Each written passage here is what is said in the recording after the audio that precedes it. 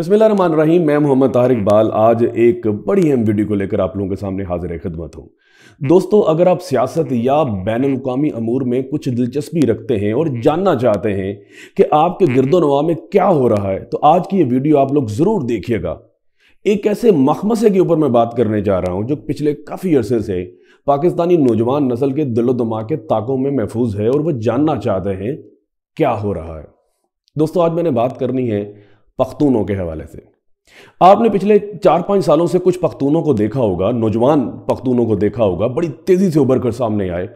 इनको जलसों के अंदर तकारीर करते हुए आप लोगों ने देखा होगा। इनके 2 रिप्रेजेंटेटिव अब कौमी असम्बली में भी पहुंच चुके हैं। एक का नाम मोहसिन दावड़ है और दूसरे अली वज़ीर भाई हैं। तो जब ये स्टेज पे होते हैं तो पाकिस्तानी इदारों के हवाले से, पाकिस्तान के हवाले से एक मखसूस ज़ुबान इस्तेमाल करते हैं। अगर ये कहा जाए कि वो ज़ुबान गाली के ज़मरे में आती है तो ये गलत ना होगा। यूट्यूब के ऊपर, सारी जगहों के ऊपर उनकी तकारीर मौजूद हैं। आप ज़रा थोड़ी सी जहमत कीजिए और देखिए किस तरह की ज़ुबान है। एक तकरीर तो मैं अभी लगाऊंगा ना अली वज़ीर भाई की अब आप लोगों के सामने। जब ये अफगानिस्तान जाते हैं तो वो लोग अफगानिस्तान के जिनका सिर्फ एक मकसद है, पूरी जिंदगी का एक मकसद है कि पाकिस्तान को नुकसान पहुंचाना, और दूसरा मकसद है इंडिया के साथ मरासिम बढ़ाना, पाकिस्तान को गुस्सा दिलाने के लिए या पाकिस्तान को नुकसान पहुंचाने के लिए। एक मिसाल अमरुल्लाह सालेह अफगानिस्तान की जो एजेंसी है NDS, उसके फॉर्मर चीफ भी रहे, आजकल ये अफगानिस्तान के वाइस प्रेसिडेंट भी हैं। उनसे खुशखबरियां लगाते हुए, कहके लगाते हुए ये जब हाथ में लाते हैं तो फोटोग्राफर को कहते हैं कि आप हमारी बड़ी अच्छी सी तस्वीर बनाइएगा, क्योंकि हमने ये ट्विटर अकाउंट पे लगानी है और पाकिस्तान के इदारों को गुस्सा दिलाना है।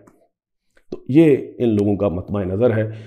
तो अब एक छोटी सी तकरीर आप लोग इनकी सुन लें जो अली वज़ीर भाई की है, और उसके बाद हम ये जानने की कोशिश करेंगे कि ये जो सेंटिमेंट है, ये जो गुस्सा है, ये जो नफरत है इन लोगों के सीनों के अंदर, इन लोगों के दिलो दिमाग के अंदर, ये 4-5 साल पुरानी है या काफ़ी पुरानी ये बातें, ये चीज़ें चल रही हैं। इसके लिए हमें तारीख में भी जानना पड़ेगा। पहले ये वीडियो ज़रा मुलाहिजा कीजिए आप लोग। तुम अपने आप पे रहम करो, कल ये आवाज़ उठेगा, तुम्हें इन गलियों में घसीटेगा, तुम्हें इन बाजारों में घसीटेगा, तुम्हें इन बाजार में घसीटेगा, और आखिर में मैं ये भी कहना चाहता हूँ कि तुम्हें चौक पर लटकाएगा। ये जो आपने जुबान सुनी, एक खास किस्म का सेंटिमेंट है, एक खास किस्म का रेटोरिक और नैरेटिव है पाकिस्तान को लेकर, और फिर अफगानिस्तान में मौजूद उन लोगों के साथ बड़े अच्छे पुरतपाक मरासिम जो हमेशा पाकिस्तान को तोड़ने या पाकिस्तान को नुकसान पहुंचाने पर तुले होते हैं। तो इस हकीकत को समझने के लिए हमें माजी में जाना पड़ेगा, और यहाँ एक बात में रुक कर बड़ी वाज़ेह अंदाज में आप लोगों से कर दूं कि ये ऐसा नहीं है कि ये जज्बात या ये एक नफरत जो है पाकिस्तानी इदारों को लेकर 3-4 सालों में डेवलप हुई है। ये हमेशा से कुछ लोगों के अंदर मौजूद थी। और एक बात बड़ी वाज़ेह है, और अगर ये बात ना की जाए तो मैं आप लोगों का शायद मुजरिम हूं, कि ये जो कुछ लोगों के अंदर सेंटिमेंट है, ये कुछ लोगों के अंदर है। बेशुमार जो पख्तून हैं वो पाकिस्तान के साथ शामिल हैं, वो पाक फौज की तारीफ करते हैं, वो पाकिस्तानी इदारों की तारीफ करते हैं, पाकिस्तान के दुश्मनों को बेनकाब करते हैं, बड़ी आला पोस्ट पे हैं, नेशनल स्ट्रीम का हिस्सा हैं, पाकिस्तान एक नेशनल कॉज को सर्व कर रहे हैं। ये कुछ लोग हैं जो मौजूद थे, और इन लोगों को एक चंगारी चाहिए थी, एक हवा चाहिए थी, एक खास किस्म का कोई वाकया चाहिए था कि ये भड़क उठे और पाकिस्तानी इदारों के खिलाफ अपनी डेकेड्स ओल्ड एक एनिमोसिटी जो है वो एक्सप्रेस कर सके। तो प्री पार्टीशन दौर में चलते हैं और ये जानने की कोशिश करते हैं कि पाकिस्तान बनने से पहले पश्तूनों के अंदर एथनो नेशनलिज्म जो है वो कब इमर्ज करती है। दोस्तों, पश्तूनों को लिसानी बुनियादों पर इकट्ठा करने और मुनज़्ज़म करने का बीड़ा सबसे पहले खान अब्दुल गफ़ार खान साहब ने उठाया। खान अब्दुल गफ़ार खान साहब चारसदा के लैंडलॉर्ड थे, सोशल रिफॉर्मर थे, और इन्होंने 1929 में एक तहरीक बनाई, एक तंजीम बनाई जिसका नाम खुदाई खिदमतगार था, मतलब सर्वेंट ऑफ गॉड्स। और आप इसे खुदाई खिदमतगार को सुरख पोश भी कह सकते हैं, रेड शर्ट्स भी कह सकते हैं। शुरू में इनका एक एम ये था कि पठानों को रिफॉर्म किया जाए, उनके अंदर शऊर बेदार किया जाए, लेकिन बाद में सियासी मकासद भी खुलकर सामने आना शुरू हुए और खान अब्दुल गफ्फार खान साहब बड़े मुतासर थे गांधी से, जिसकी वजह से उन्हें सरहदी गांधी भी कहा जाने लगा। और ये चाहते थे कि कांग्रेस को पख्तून हलकों के अंदर इंट्रोड्यूस करवाएं, और इस मकसद को हासिल करने के लिए इन्होंने एक बड़ा ज़बरदस्त नैरेटिव बिल्डअप किया, जनरेट किया और पख्तूनों के सामने पेश किया। और कांग्रेस के लोग यहाँ पर लेके भी आए और यहाँ पर तकारीर भी की, पख्तूनों को सामने करके, पख्तून हमायदीन को सामने इकट्ठा करके, और ये अपना पैगाम सामने रखा कि कांग्रेस वो वाहिद जमात है जो कि हमें बरतानवी साम्राज्य से आज़ादी दिलवाएगी। ये बरतानवी साम्राज्य वो लोग हैं जिनके खिलाफ आपके बड़े लड़ते रहे, आप लड़ते रहे। अगर आप बरतानवी साम्राज्य से आज़ादी चाहते हैं तो आप कांग्रेस का साथ देना पड़ेगा। पख्तून लोग बेचारे और इनोसेंट लोग जो थे वो साथ मिल गए इनके, और नतीजा ये निकलता है कि 1937 में जो इंतखाबात होते हैं तो 50 में से 17 सीटें जो हैं वो कांग्रेस विन करती है। और खान अब्दुल गफ्फार खान साहब बड़े खुश थे कि कांग्रेस को उन्होंने इन रोड्स डेवलप कर दी इन एरियाज़ के अंदर। 1946 के जब इंतखाबात होते हैं तो उसमें भी कांग्रेस को बड़ी अच्छी खासी सीट्स मिलती हैं, लेकिन एकदम कोई ऐसा मामला होता है कि खान अब्दुल गफ्फार खान साहब बड़े परेशान होते हैं। वो मामला क्या है कि मुस्लिम लीग अब ये समझती है कि अगर ऐसा ही सिलसिला रहा, कांग्रेस यहां पर अपनी इन रोड्स बनाने में पूरी तरह कामयाब हो गई, तो फिर हमारी जो मंजिल है, हमारा जो मकसद है, वो तो बड़ा एक मुतजलजल होगा, बड़ा दूर हमें नजर आएगा। तो वो इन इलाकों में जाते हैं, तकरीर करते हैं, वो जो कबायली अमादीन हैं उनसे मुलाकातें करते हैं और अपना नैरेटिव ये रखते हैं कि जब खान अब्दुल गफ्फार खान साहब आपसे ये बात करते हैं कि कांग्रेस आपको बरतानवी साम्राज्य से आज़ादी दिलवाएगी, तो इस जुमले में यहां पर फुल स्टॉप नहीं लगता, यहां पर कोमा लगता है, बात कंटिन्यू होती है। और वो ये कि बरतानवी साम्राज्य से आज़ादी दिलवाकर हिंदू राज के अंडर आपको देने जा रहे हैं, और अगर हिंदू राज आ गया तो क्या आप लोग रहेंगे? आप लोग सच्चे मुसलमान हैं और हमें इस्लामी असूलों के मुताबिक जिंदगी गुजारनी है, हमें एक मुसलमान बनकर रहना है, वन नेशन वन जो है हम कौम है। तो इस मकसद को, इस बात को पख्तून भाई जो हैं वो अंडरस्टैंड करते हैं और वो मुस्लिम लीग के साथ मिल जाते हैं। इसकी एविडेंस के तौर पर मैं एक बात आपके सामने रखता हूं कि जब खान अब्दुल गफ्फार खान से बड़े परेशान हुए कि जी मुस्लिम लीग की जो नैरेटिव है वो बड़ी तेजी से पठानों के अंदर फैल रहा है, तो उन्होंने क्या किया, उन्होंने पंडित जवाहरलाल नेहरू को पकड़ा। उन्होंने कहा जी हम आपकी मुलाकातें कुछ पठान लोगों से करवाते हैं, अगर आप उन्हें सेटिस्फाई कर दें तो हमारी ये बहुत बड़ी कामयाबी होगी। तो दिसंबर 1946 को ये साथ ले जाते हैं और नेहरू के मोटर कैड के ऊपर, इनका जो काफिला है उनके ऊपर पठान जो हैं वो पत्थर मारते हैं और इनके खिलाफ नारे लगाते हैं, और एहतजाज इतना शदीद होता है कि नेहरू को ये अपना टूर विजिट वहां से छोड़ के भागना पड़ता है। तो ये आप देख लें। और जुलाई के अंदर अब रेफरेंडम होता है कि पठानों को पाकिस्तान में शामिल होना है या इंडिया के साथ मिलना है। अक्सरियत पठान जो हमारे भाई हैं वो पाकिस्तान में शामिल हो जाते हैं और पाकिस्तान के हक में वोट देते हैं। नाराज़ होते हैं खान अब्दुल गफ्फार खान साहब, खुदाई खिदमतगार और बाचा खानीज जो हैं वो बड़े नाराज़ होते हैं। वो चाहते हैं कि हमें हक दिया जाए कि या तो हम अफ़गानिस्तान से मिल जाएं या आज़ाद पश्तूनिस्तान का क़याम अमल में लाएं। तो रेफरेंडम के अंदर ये शिकें भी रख दी जाएं। और हमें कैसे पता चलता है कि ये शिकों के ऊपर वो सोच रहे थे? एक बात अगर आप गूगल करें तो आपको मिल जाएगी, बन्नू रेजोल्यूशन। बन्नू में कुछ लोग इकट्ठे होते हैं, कबायली अमायदीन जो हैं, तो खान अब्दुल गफ्फार खान साहब भी उसमें वो ये बातें डिस्कस करते हैं और अफ़गानिस्तान की ख़ास हमायत इन्हें हासिल होती है और ये बातें करते हैं कि हमें या तो आज़ाद पश्तूनिस्तान की तरफ जाना चाहिए या अफ़गानिस्तान के साथ मिलना चाहिए। हम अब ये बात तो ख़त्म होगी ना, हम इंडिया के साथ नहीं मिल सकते। अगर हम ये नारा लगाएंगे तो हम पख्तून तो हमें खिलाफ हो जाएंगे, तो कुछ और ज़रा बातें घड़ी जाएं या सामने लेके आई जाएं। तो ये सारी चीज़ें थी। अब हम ये जानने की कोशिश करेंगे जब पाकिस्तान बन जाता है तो फिर क्या होता है। तो ये पख्तून नेशनलिज्म जो है या एथनो नेशनलिस्टिक कल्चर जो है पख्तूनों के अंदर, वो किस तरह से परवान चढ़ता है, ये मैं फिर बात कर दूं। जब मैं ये बात करता हूं, ये कुछ पख्तून है, ये मैं इस वजह से बात करता हूं, थोड़ा सा आप ये जानने की कोशिश करें कि जब आज़ाद कश्मीर को आज़ाद करवाने में सबसे ज़्यादा किन लोगों का हाथ था। ये यही लोग थे, यही कबायली लोग थे जब यहां से उठते हैं और पाकिस्तान के साथ मिलकर, पाकिस्तानी अफवाज के साथ मिलकर और ये आजाद कश्मीर को आजाद करवाते हैं। तो यहां से आप थोड़ा सा अंदाजा लगाएं कि ज्यादा तादाद जो पश्तूनों की थी वो पाकिस्तान के साथ शामिल थी।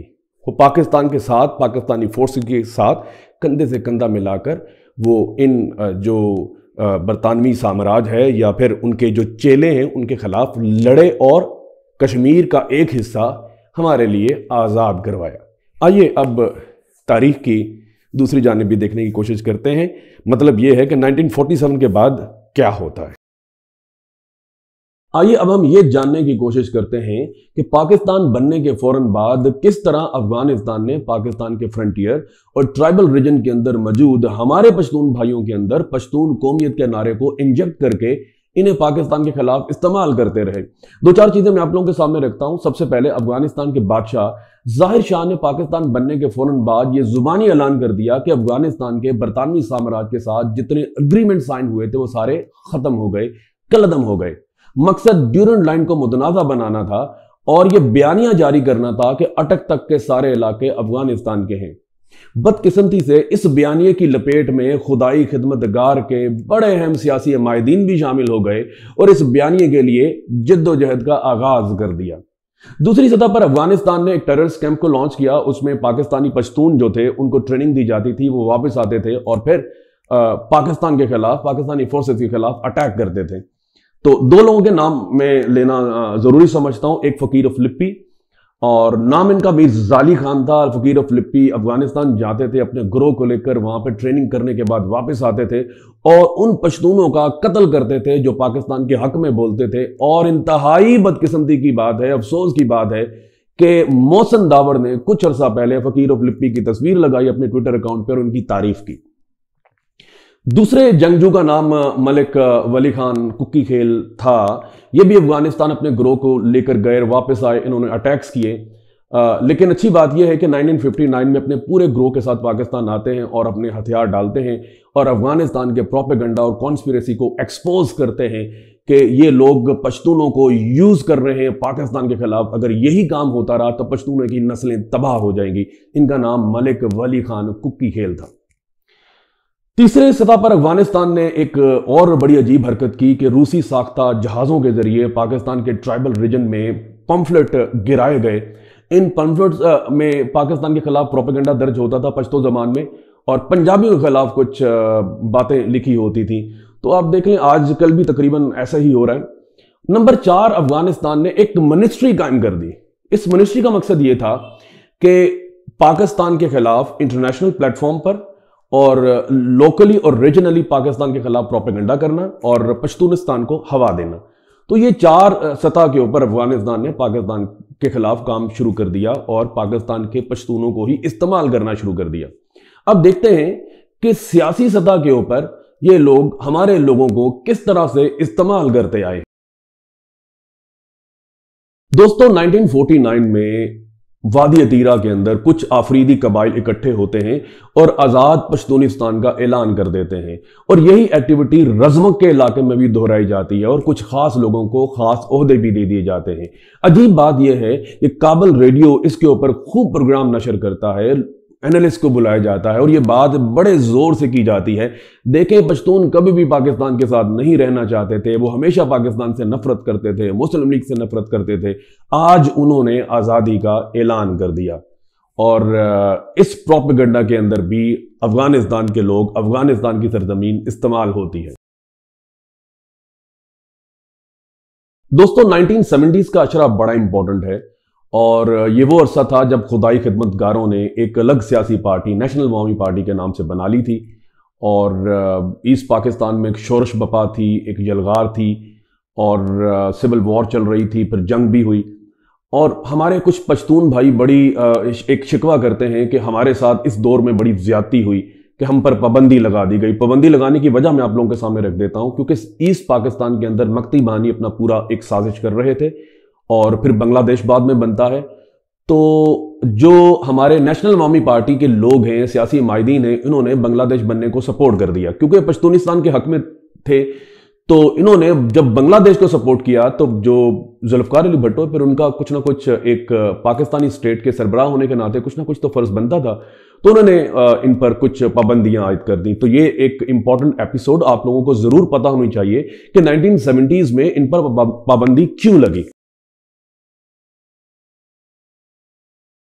आज इस वीडियो के इख्तिताम पर बड़ा इंपॉर्टेंट मैसेज मैं आप लोगों को देना चाहता हूं, और वो ये कि मजलूमियत या महरूमियत की आड़ में अगर आप पाकिस्तान के खिलाफ बोलेंगे और पाकिस्तानी रियासती इदारों को गालियां देंगे तो ये किसी सूरत में भी काबिल कबूल नहीं होगा। आप जानते हैं कि पाकिस्तान एक गरीब मुल्क है, महरूमियां हर जगह मौजूद है, मजलूमियत मौजूद है। आप बड़े शहरों का हाल देख लें, जनूबी पंजाब का नोहा पढ़ लें, आप अंदरूनी सिंध चले जाएं, आप थड़ के रेगिस्तानों को देख लें, मकतल की शक्ल पेश कर रहे हैं। ज्यादा दूर ना जाएं, आप इस्लामाबाद की नवाही बस्तियों का हाल देख लें, मजलूमियत महरूमियत वहां भी मौजूद है। क्या वो लोग भी रियासत के खिलाफ उठ खड़े और गालियां देना शुरू कर दें? नहीं, ऐसा नहीं होना चाहिए। कुछ पख्तून जो हैं वो हमेशा से अफगानिस्तान के साथ मिलकर पाकिस्तान को नुकसान पहुंचाने की बातें करते हैं, लेकिन अक्सरियत हमेशा से पाकिस्तान के साथ रही। पाकिस्तान के माथे का झूमर है ये लोग, और आजकल जो पश्तून बड़े अहम ओहदों पे हैं वो मैं आप लोगों के सामने रखता हूं, जो पाकिस्तानी कौम को लीड कर रहे हैं, हमारे लिए सरमाए इफ्तिखार हैं। वजीरिस्तान में जो फोर्सेस को, आर्मी को लीड कर रहे हैं वो जनरल शाकिर खटक, वो एक पख्तून हैं। हमारे SSG कमांडोज को जो लीड कर रहे हैं, इनके जो कमांडर है वो पश्तून हैं, जनरल मुमताज हुसैन। फ़ख्र हैं, हमारे लिए सरमाए इफ्तिखार रखते हैं की हैसियत रखते हैं। उसके बाद स्ट्राइक फोर्स के जो कमांडर हैं वो भी एक पख्तून है, जनरल शाहीन मजहर। डॉक्टर सानिया निश्तर जो हैं वो भी पश्तून हैं, पख्तून हैं। और इसके साथ प्राइम मिनिस्टर हाउस के अंदर जनाब आजम खान साहब हैं, वो भी एक पश्तून हैं। आपने जब भी बात की, आपने तारीफ की फ़कीर फ़िलिप्पी की, आपने तारीफ की सरदार दाऊद खान की, जिन्होंने हमेशा पाकिस्तान को नुकसान पहुंचाने की कोशिश की। आप सारे पर्क्स एंड प्रिविलेजेस इंजॉय करते हैं, पाकिस्तान में रहते हैं, गाड़ियों में घूमते हैं और गालियां देते हैं पाकिस्तान को, अफगानिस्तान की ईमा के ऊपर। तो कुछ होश के नाखून लें, पाकिस्तान के साथ चलें और उन लोगों के साथ चलें, उन पश्तूनों के साथ चलें जो पाकिस्तानी कौम को लीड कर रहे हैं। तो उम्मीद है कि ये वीडियो आपने बड़े इन्हमाक से सुनी होगी, और बेशुमार ऐसी चीज़ें हैं इस वीडियो के अंदर जो आपको पता होनी चाहिए कि किस किस तरह से पाकिस्तान को नुकसान पहुंचाने की बात होती रही, और कौन कौन सा मुल्क जो है हमारे नेबर्स में वो हमें नुकसान पहुंचाने की कोशिश करता है। अपनी अगली वीडियो में किसी अहम टॉपिक के साथ इंशाल्लाह आपके साथ हाजिर खिदमत होऊंगा। अपना बहुत सा ख्याल रखिएगा। खुदा हाफिज।